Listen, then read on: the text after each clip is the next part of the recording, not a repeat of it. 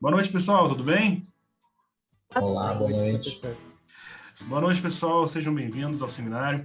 Pessoal, na noite de hoje nós teremos um trabalho relacionado à doença de Parkinson. Esse trabalho ele vai ser relevante para o nosso grupo porque ele também é focado nos transportadores de glicina do tipo 1 e nos receptores de NMDA. Esse trabalho ele é especialmente relevante para nós porque ele trabalha com brotamento axonal e mostra como o tecido ele pode se recuperar após uma lesão no estriado. Na noite de hoje nós teremos o Raul para apresentar. Tudo bem, Raul? Tudo ótimo. Pessoal, então vamos começar o seminário, mas antes que estiver assistindo, já peço aí para deixar o joinha, já curte o nosso canal, já se inscreve. E vamos lá, Raul. Vamos.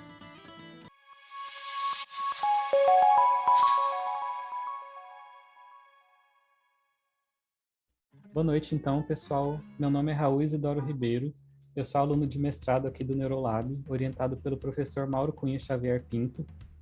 E hoje eu vou apresentar para vocês um artigo que tem como título A inibição do transportador de glicina do tipo 1 promove brotamento axonal estriatal por meio dos receptores de NMDA em neurônios dopaminérgicos.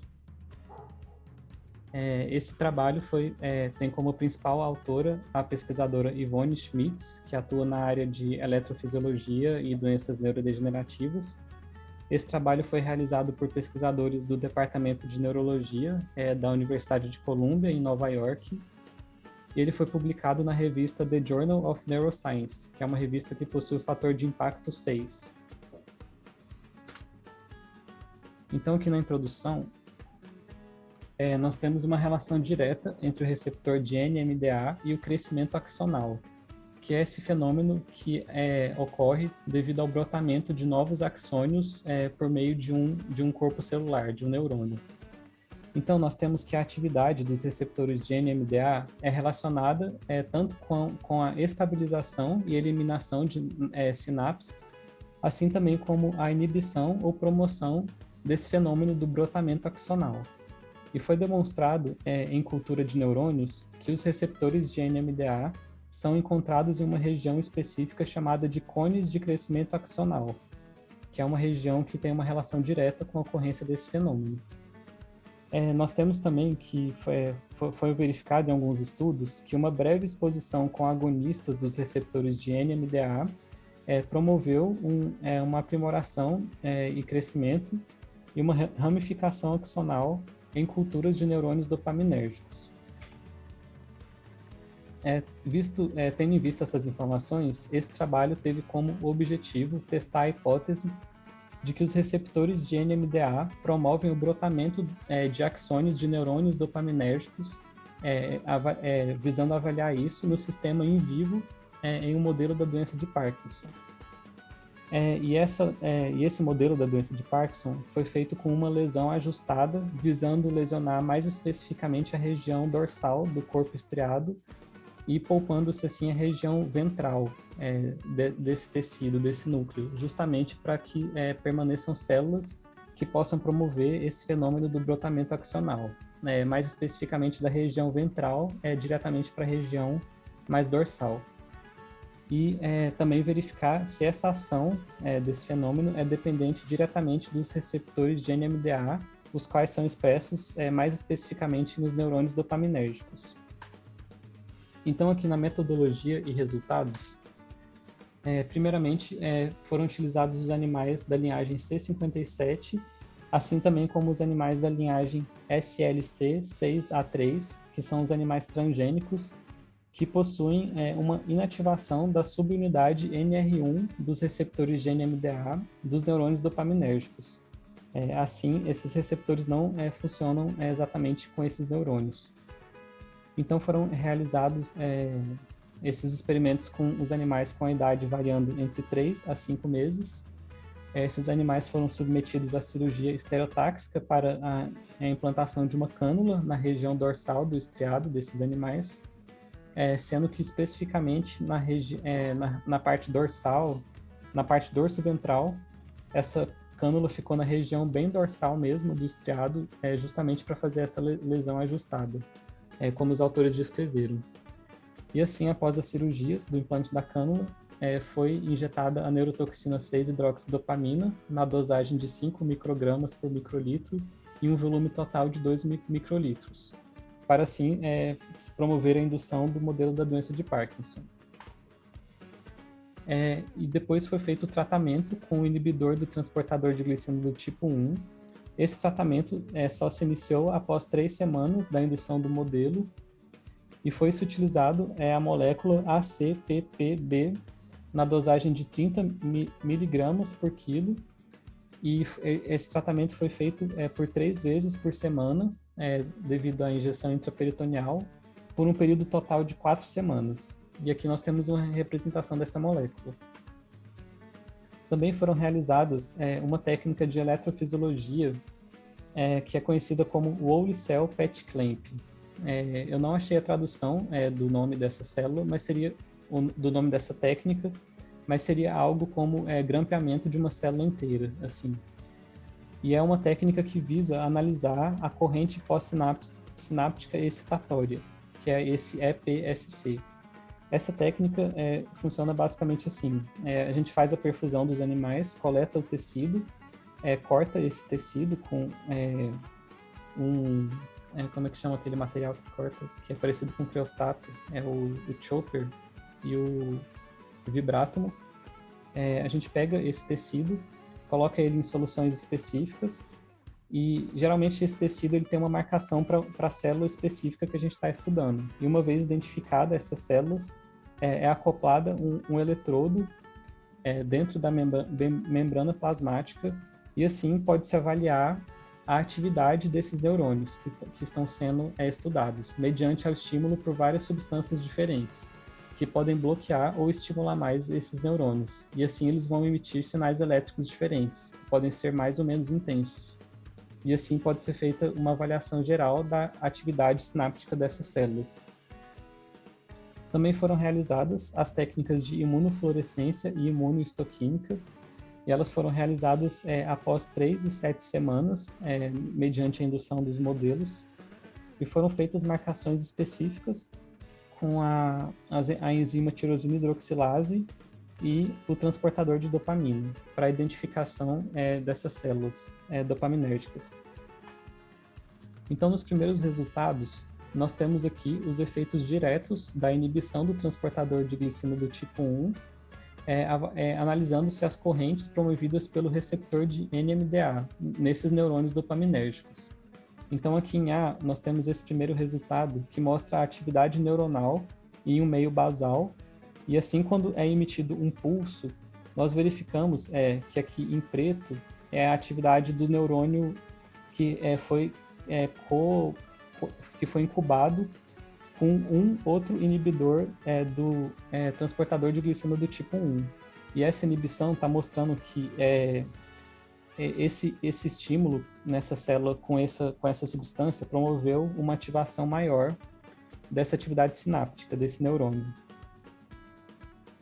Aqui em B nós temos também mostrando a amplitude desse sinal mediante ao tempo, mostrando aqui que tinha uma atividade basal aqui em torno de menos 20 picoamperes, e quando co-incubado com o inibidor de GLT1, esse sinal foi potencializado. Porém, ao se introduzir um antagonista do receptor de NMDA, que é esse AP5, esse sinal voltou a níveis basais, mostrando uma atuação direta desse receptor, dos receptores de NMDA com a ativação sináptica.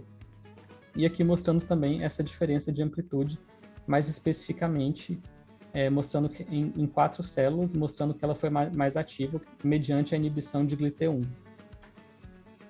Aqui é evidenciado essas lesões com a neurotoxina 6-hidroxidopamina na via intraestriatal, que elas foram feitas evitando-se a área tegmental ventral, justamente para promover aquela reinervação que foi intencionada. Então, aqui em D, nós temos um esquema mostrando o delineamento experimental desse experimento, mostrando que aqui, após um período de 3 semanas da indução do modelo, começou-se o tratamento por um período de 4 semanas. Aqui em E, nós temos evidenciando aqui a diferença da área total do hemisfério intacto comparando-se diretamente com o hemisfério lesionado desses animais, mostrando que houve uma redução considerável da área marcada pelo transportador de dopamina.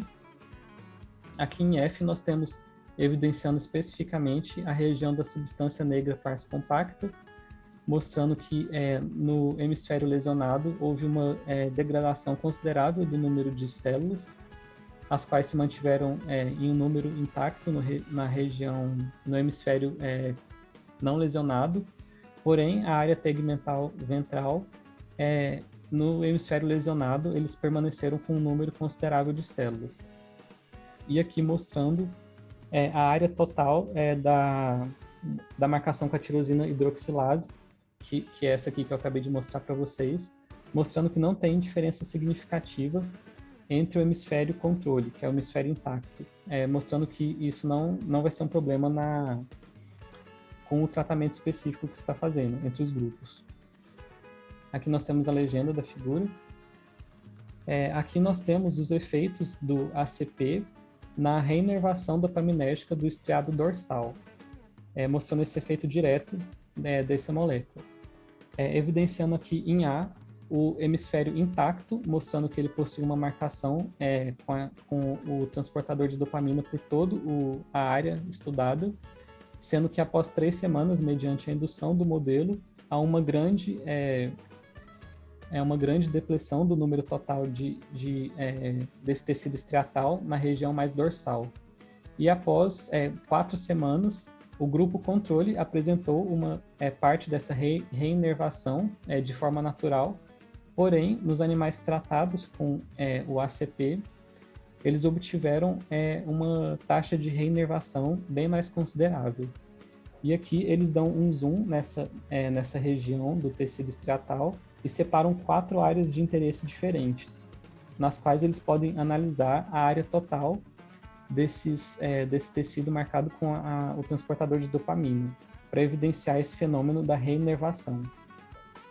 E então eles quantificaram essas áreas de interesse, para mostrar essa diferença que foi realizada. E eles verificaram que, principalmente nas regiões de interesse 3 e 4, que estão aqui mais próximas da área ventral do estriado, houve uma taxa maior de reinervação, sendo mais específica nesse grupo que está aqui marcado em azul escuro, que é o grupo que foi tratado com o fármaco. E aqui em C, nós temos em evidência aquelas regiões específicas que são os cones axonais, os quais estão relacionados diretamente com esse fenômeno de reinervação axonal. Temos a próxima legenda aqui. Então, para os próximos experimentos, também foram feitos os testes comportamentais. Foram realizados 2 testes de comportamento, que é o teste do cilindro, que avalia a assimetria do uso de patas, sendo que os animais lesionados vão utilizar a pata que está mais relacionada ao hemisfério intacto dos animais, e os animais normais têm um comportamento de utilizarem as 2 patas igualmente. E também foi realizado o teste do corredor, que é um teste que também avalia a assimetria de membros. É um teste que se posiciona o animal em um corredor curto, um corredor estreito, e se posicionam pellets de açúcar nas laterais. E assim, toda vez que o animal vira a cabeça para um lado e para o outro, avalia-se para qual lado ele está dando preferência para se alimentar desses pellets, e assim verifica-se se ele está tendendo a virar mais para um lado do que para o outro. E esse pode ser um sinal de assimetria que é causado pelo modelo da doença de Parkinson, unilateral. Então, verificando-se aqui os efeitos do ACP na recuperação comportamental, foi verificado que no teste do cilindro não houve diferença significativa entre o grupo tratado e o grupo controle, tanto após 3 e 7 semanas, mediante a indução do modelo e o tratamento. Porém, no teste do corredor, verificou-se uma diferença significativa após 7 semanas no grupo dos animais que foram, tanto no grupo dos animais controle, que está refletindo essa reinervação natural do estriado, mas observaram-se uma diferença mais significativa nos animais do grupo tratado. E essa recuperação também é evidenciada aqui. Temos a próxima legenda. Também foram realizados uma técnica de eletrofisiologia também, que é chamada de voltametria cíclica, que é uma técnica que se pega-se o tecido também coletado, as fatias coletadas, coloca-se um eletrodo em regiões diferentes desse tecido e assim se dá um estímulo nessas células específicas que estão se estudando. E esse estímulo pode provocar a ativação desses neurônios, promovendo a liberação de neurotransmissores. E assim consegue-se avaliar a quantidade desses neurotransmissores e quão mais eles foram mais liberados mediante essa técnica. E o tecido fica incubado em uma solução específica com esses eletrodos para quantificar esses compostos. E também foi realizado a técnica da cromatografia líquida de alta eficiência, que é um método que visa um método de separação de compostos químicos em uma solução específica, que visa tanto identificar quanto quantificar cada componente em uma mistura. Aí, para a realização dessas técnicas, pegaram pequenos blocos do tecido cerebral, esse tecido é solubilizado em soluções específicas, que visam facilitar a identificação e quantificação dessas substâncias. E eles fizeram essa análise para detectar a diferença de quantidade de catecolaminas que vão estar nesses tecidos, entre os tecidos tratados dos animais, entre o cérebro deles. Então, mediante essas técnicas, avaliou-se a liberação de dopamina estriatal, a recaptação e a quantidade total tecidual. Então, aqui em A, nós temos aqui, visando a técnica da voltametria cíclica, colocou-se o eletrodo aqui na região mais dorsal do estriado, na região média e na região mais ventral, que está mais inervada. E verificou-se que, como esperado, na região mais dorsal, praticamente não teve sinal na região lesionada, assim também como na região mais ventral aqui. Porém, na região intacta, esse sinal está bem ativo, mostrando que do lado intacto as células estão funcionando normalmente ainda. E evidenciando aqui também na região mais ventral uma atividade celular. Aqui mostrando o pico da amplitude em comparação aos animais controles e os tratados, decorrente à estimulação, decorrente aos animais que realizaram o teste do cilindro e do corredor, assim também como eles avaliaram a meia-vida dessa dopamina, mediante nesses grupos aqui. Aqui em C, eles demonstram a recuperação dessa quantidade de neurotransmissores, que foi maior no grupo dos animais tratados com a CPB. Assim também com em D aqui, deixa eu só lembrar aqui qual que era do teste do corredor. Aqui são o do teste do cilindro e do corredor, mostrando que os animais que tiveram maior desempenho estavam com uma quantidade maior de dopamina. E aqui comparando também entre o NE, que é o norepinefrina,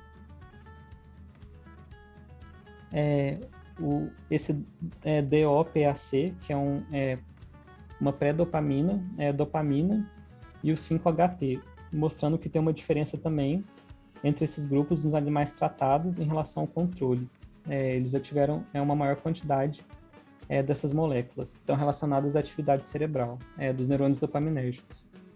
E aqui em F nós temos uma correlação da capacidade de recuperação comportamental com a quantidade de dopamina no tecido desses animais. Aí mostrou-se uma pequena correlação que está relacionada a essa melhoria do comportamento com a quantidade de dopamina encontrada no tecido desses animais.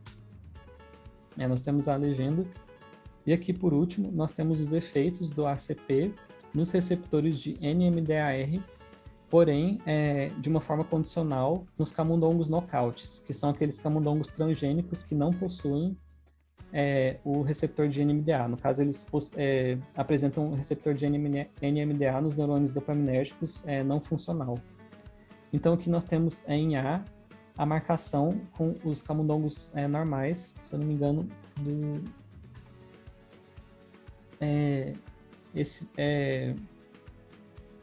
é esse grupo que chama DAT-CRE, seriam os camundongos normais.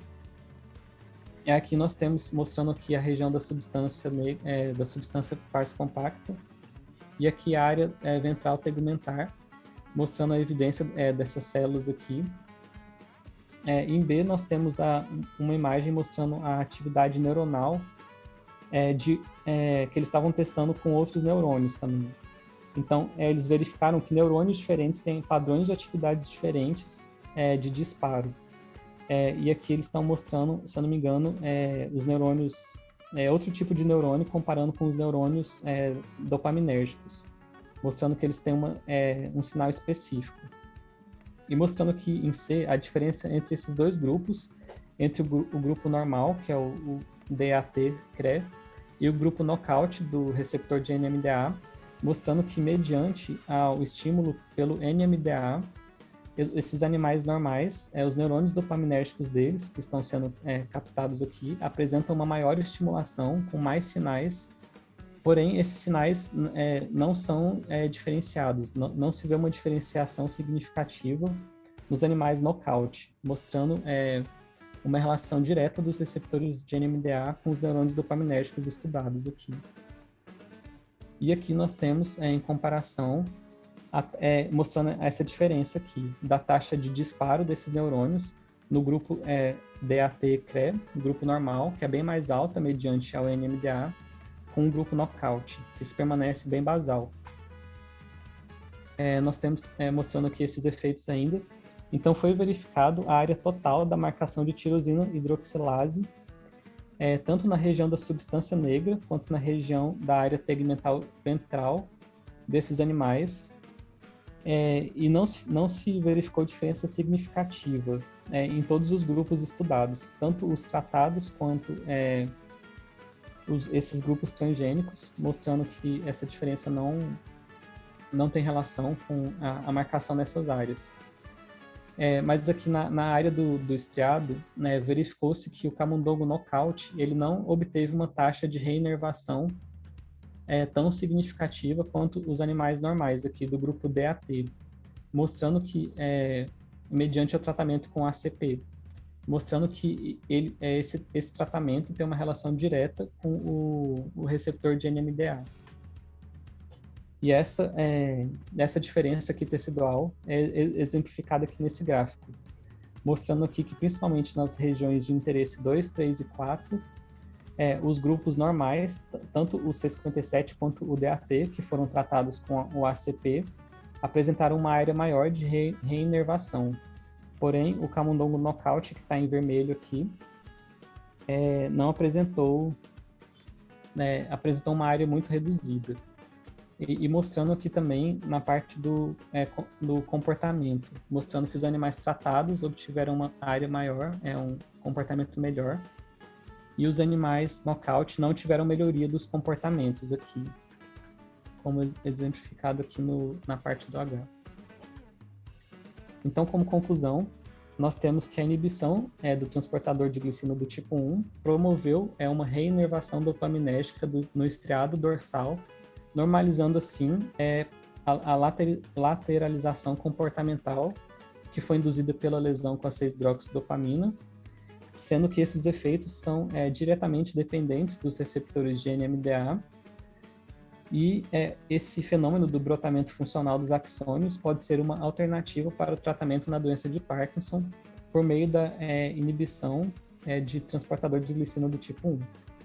Então é isso, pessoal. Muito obrigado.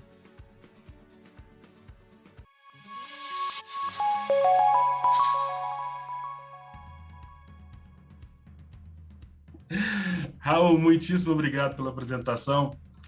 É realmente um artigo bem curioso, é um artigo para nós que é muito importante aqui para o laboratório, e ele traz para a gente uma perspectiva sobre os receptores de NMDA no estriado, que para a gente realmente é importante, porque a gente analisa muito o hipocampo, e ter essa visão de outra região do sistema nervoso central é realmente importante para o trabalho que a gente está desenvolvendo. Eu queria saber de você o que você achou do trabalho, se você gostou, o que você achou da pesquisa que foi feita. Eu gostei bastante, eu achei um trabalho bem complexo, né? Eu usei algumas referências dele até para minha qualificação, por ele ter algumas semelhanças com o nosso trabalho, né? Então, eu acho que ele foi bastante útil em complementar nosso trabalho também. O que me chama a atenção é que ele se pauta na mesma hipótese de trabalho que nós nos pautamos.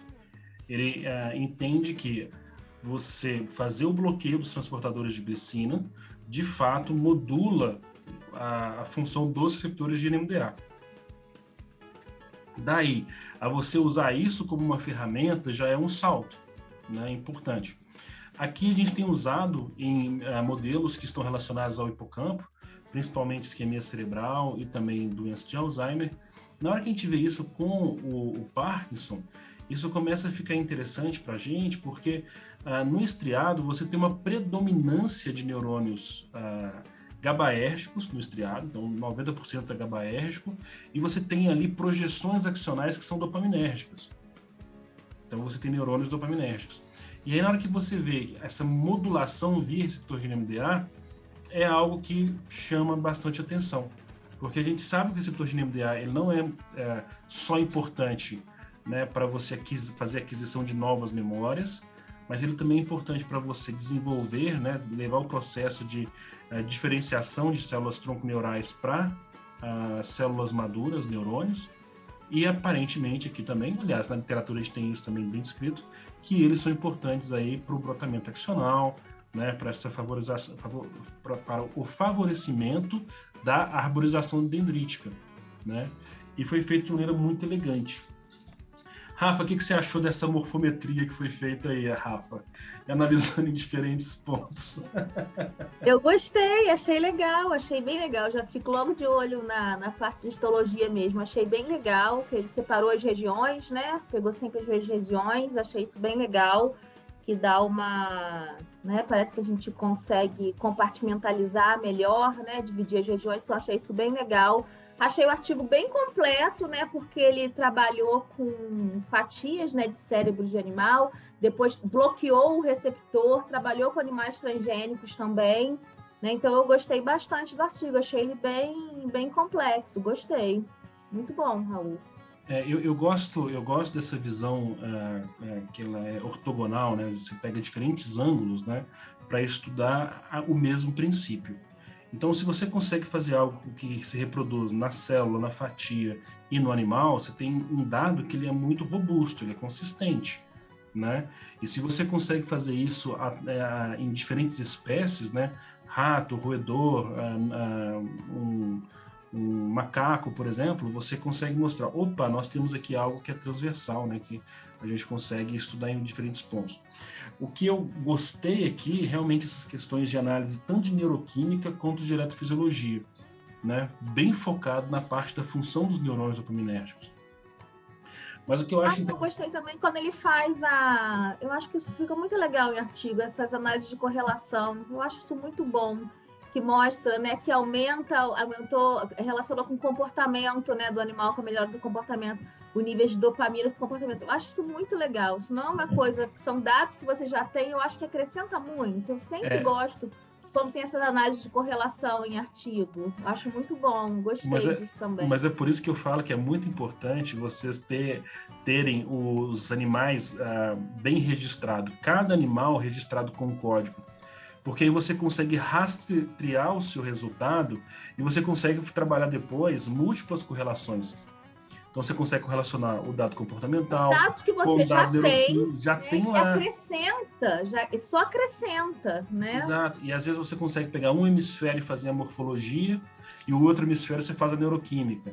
Então você vai ter do mesmo animal o dado de comportamento, às vezes 1 ou 2 comportamentos, o dado da neuroquímica que te fornece 3, 4 tipos de análise. Se fizer a metabolômica, você vai até 200, 300 se você quiser. E os dados, né, de análise morfológica, que aí também é a criatividade. Se você analisar um receptor ou um marcador, né, de neurônio ou de GFAP, você consegue correlacionar, né? Agora, uma coisa que eu disso no meu projeto, né, tentando valorizar os dados.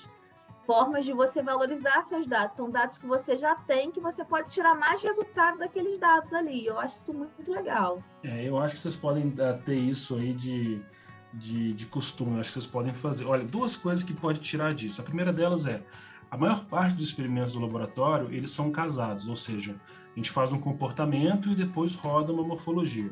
Ou faz o comportamento e depois roda a neuroquímica. Então, adotar essas análises de correlação, eu acho que é importante para o trabalho de vocês. Que é uma análise simples, gera um gráfico interessante, e vocês começam a trabalhar, por exemplo, de maneira estatística, quais são os dados mais correlacionados com o comportamento, por exemplo, com aquele efeito comportamental. Principalmente se vocês tiverem uma análise neuroquímica que te dão 30, 40 analitos para você fazer a comparação. Então, esse é o primeiro ponto. O segundo ponto também que eu queria colocar para vocês, que assim, esse trabalho é bem legal, é muito legal mesmo. Tá bem feito, o trabalho é bem executado. Eu tenho uma questão aqui que eu quero discutir, mas ainda assim, foi escolha do pesquisador. A realização foi bem feita. É a seguinte, quando você obtém um dado da morfometria, né, da morfologia, né, você começa a fazer as análises, você pode fazer como ele fez aqui, fazendo marcação de DAT ou de TH, certo? E aí pegar diferentes partes do tecido, porque você tem o tecido neural do sistema nervoso central dividido em camadas, e essas camadas são todas classificadas. Então você pode fazer análise por substrato, né, por camada, e é interessante que além de você fazer essa análise por intensidade de fluorescência, que foi o que ele fez aqui, se você coloca um marcador, por exemplo, de neurônio, ou um marcador de astrócito, ou até mesmo de micróglia, você pode depois tirar foto de células específicas e fazer a análise da morfologia dessa célula, certo? Porque quando você tem um processo, por exemplo, de degeneração, o que se observa é uma redução da arborização, uma redução dos brotamentos axonais, o que indica uma degeneração do tecido. O astrócito, que tinha que estar magrinho, ele fica gordinho, assim como a micróglia, e aí você vê uma alteração na morfologia, o que também dá para analisar. Então veja, se vocês têm tanto trabalho para fazer uma imunofluorescência, porque além de demorar muito para rodar, vocês ainda têm todo aquele procedimento para fazer a marcação, na hora que for para o microscópio, já vem, estou indo para microscopia eletrônica, estou indo para microscopia confocal, estou indo para microscopia de fluorescência, já vai com essa análise em mente. Eu vou fazer essa análise de fluorescência no tecido e eu vou tirar foto de células específicas para fazer a análise morfométrica daquela célula. E aí vocês supervalorizam o trabalho. E se vocês conseguem gerar isso e colocar isso em dado, certo? Numérico, depois é só pegar isso e correlacionar com os dados de comportamento. E aí você gera mais um resultado. Então vocês estão vendo que saber tratar os dados já te traz essa informação? Porque você, antes de ir para o experimento, você já está com tudo isso na cabeça. Lógico, se eu fizer uma marcação com o MAP2, eu vou ver as projeções, né, axonais do neurônio, e aí não vou ver tanto a célula. Mas eu vou marcar com o NIU-N. Aí com o NIU-N eu vou ver a célula, não vou ver a projeção. Tudo bem, cada tipo de marcação é específico para um tipo de análise. Mas se você já entende como é que você vai analisar o dado final, você já consegue ali já explorar o máximo. E isso é que eu vi nesse trabalho, assim, um trabalho profundo de pessoas que já têm experiência, né, em fazer esse tipo de análise, e aí fica um trabalho bonito, né, publicado na Journal of Neuroscience, que ainda hoje é uma revista muito forte, mas quando ele foi publicado em 2013, era uma revista de impacto assim, 10, 12, sabe, era referência na área. Então, assim, uma revista muito importante. Agora eu volto para você, Raul, para uma questão especial, que para a gente é relevante, que é essa questão do desenho experimental que foi feito para as análises comportamentais e as análises de neurônios dopaminérgicos, tá? Ele induziu o modelo com o modelo de 6-hidroxidopamina, certo? Sim. Daí ele esperou as famosas 3 semanas, né, que para o modelo o modelo acontecer, né, que é o mais estabelecido. Assim. Que é o que a gente discute aqui sobre a estreptozotocina e sobre a 6-hidroxidopamina, que eu acho que a gente devia aprofundar, trazer uns artigos só sobre os modelos, porque a gente sempre tem esse lag de 2 semanas, né, que é quando o modelo vai se estabelecendo, né? E é interessante a gente entender quais são os mecanismos de morte que estão acontecendo, o que está sendo observado, porque eu vejo que tem um componente de neuroinflamação que é muito forte no modelo, que não acontece, por exemplo, no humano, mas tudo bem. Aí ele esperou as 3 semanas e depois ele veio com o tratamento, né, passando aí, né, a fazer as aplicações 3 vezes por semana, de 30 miligramas por quilograma, que é uma dose relativamente alta, mas é um composto diferente do que nós usamos aqui. Eu queria saber de você, Raul, o que você achou desse tratamento durante 7 semanas? Não nessa, na verdade, 4 semanas, né? Porque ele esperou 3 semanas para começar a tratar e depois tratou durante 1 mês. O que você acha dessa proposta que ele fez, terapêutica? Então, ele mostrou que os animais sem o tratamento já tinham uma taxa de regeneração natural, né? Sim. E, porém, com o tratamento, essa taxa foi ampliada, assim, houve mais regeneração, né, de uma maior área. Sim. Então, eu não sei se esse fármaco acaba que já estava em um processo de regeneração e ele só ampliou isso, assim, né? Tem essa diferença de ele só ajudar um processo que já está acontecendo ou se ele ser fundamental para esse processo começar a acontecer, né? Para essa regeneração de fato começar a acontecer, assim.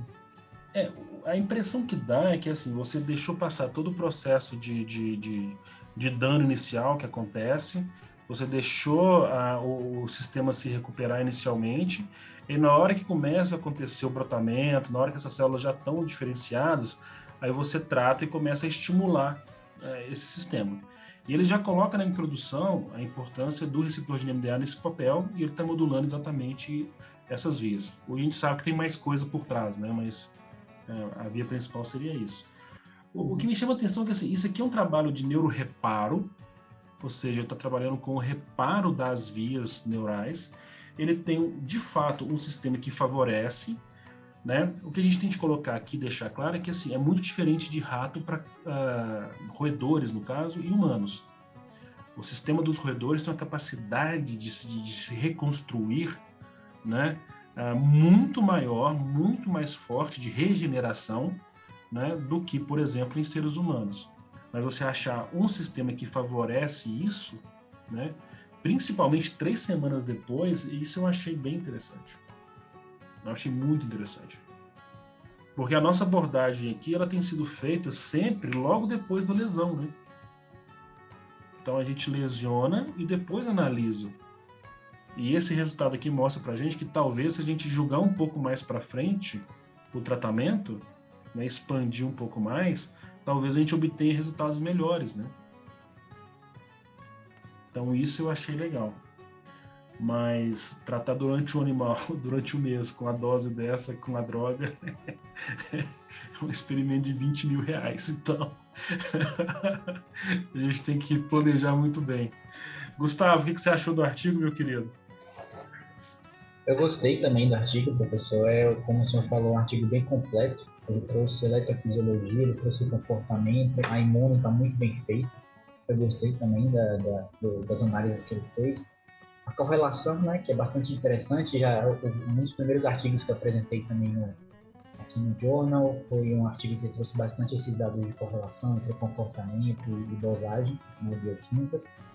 Eu gostei bastante do artigo. A questão do tempo, eu acho que é sempre importante de ver também, né? A gente está aí com o Raul rodando o modelo e batalhando para conseguir esses resultados num modelo que realmente, com 3 semanas depois que você começa a ver a lesão mais estabelecida. Também achei interessante os comportamentos que eu não tinha visto ainda, esse comportamento do corredor, né? Que colocou o animal, e é interessante porque o animal ele vai interagir com aquele alimento, né? Mas aí como o animal está lesionado, ele vai dar preferência para um lado. Então meio que você força a visualização desse comportamento, né, do animal. E isso é bastante interessante. Eu gostei muito do trabalho.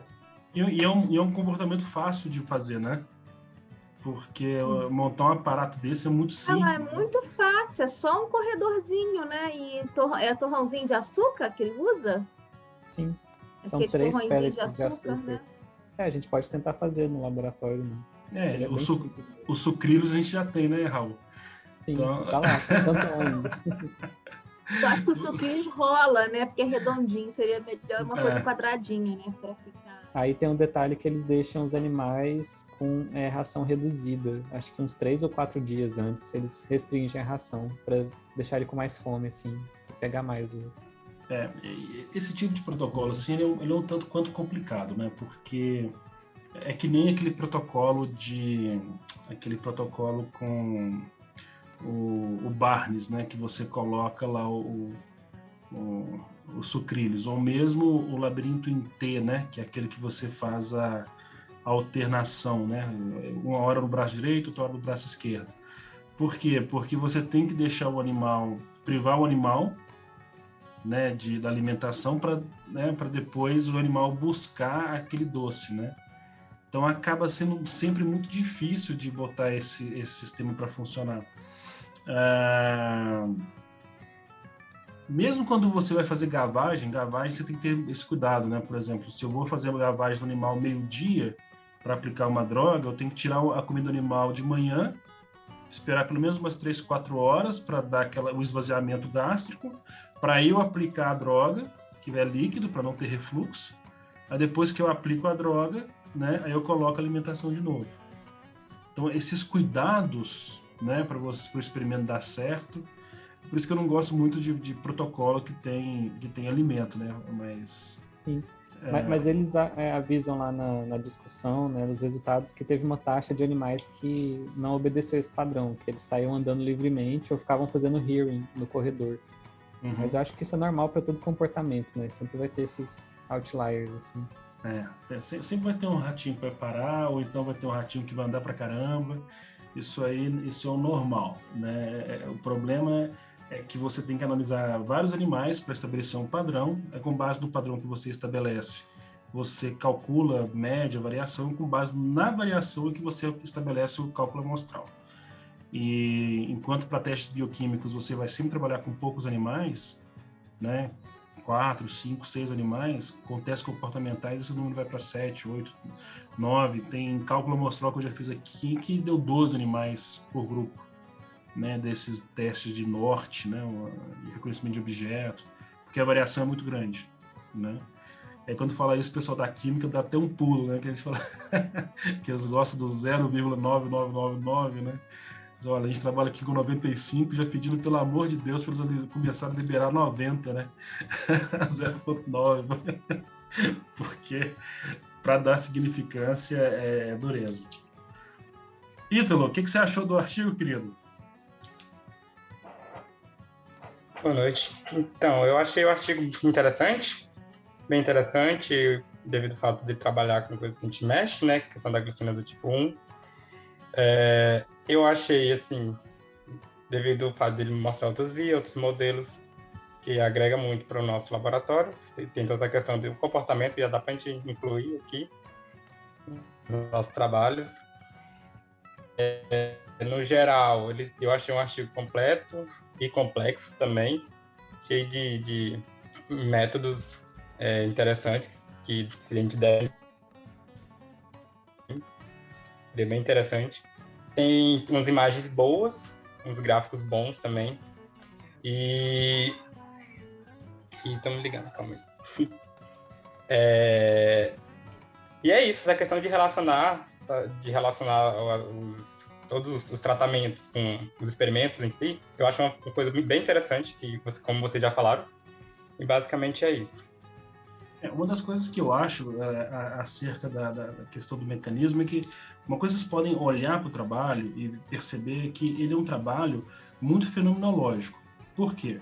Porque ele já parte do princípio que o transportador de glicina vai interagir com receptores de NMDA. Você tem uma interação funcional. Uhum. Ao bloquear o transportador de glicina do tipo 1, você aumenta a quantidade de glicina na fenda sináptica, o que acaba levando ao aumento do receptor de NMDA. Só que as análises que ele apresenta aqui, morfológicas, elas estão relacionadas a um fenômeno. Qual o fenômeno? Olha, o modelo leva à degeneração da estrutura e quando eu trato, eu mostro que houve recuperação de neurônios inervação dopaminérgica. Eu vejo que os níveis de dopamina nessa região aumentaram. Então, ele está fazendo toda uma análise bastante fenomenológica, porque ele já partiu do mecanismo, certo? Eu acho que uma coisa que talvez fosse interessante nesse tipo de trabalho, deixaria ele mais completo, e uma coisa que dá para investigar, são as vias intracelulares. Ou seja, tentar estudar quais são os mecanismos que estão estimulando essa regeneração. Ele poderia ter estudado neurotrofinas, certo? Ele poderia ter feito estudos de neurogênese, ele poderia ter estudado vias intracelulares, por exemplo, calciumodulina quinase, ele poderia ter estudado vias de ativação de TRKB, AKT, mTOR. Por quê? Porque ele também poderia agregar no trabalho, né, uma parte mais mecanística, mais focada na neuroquímica.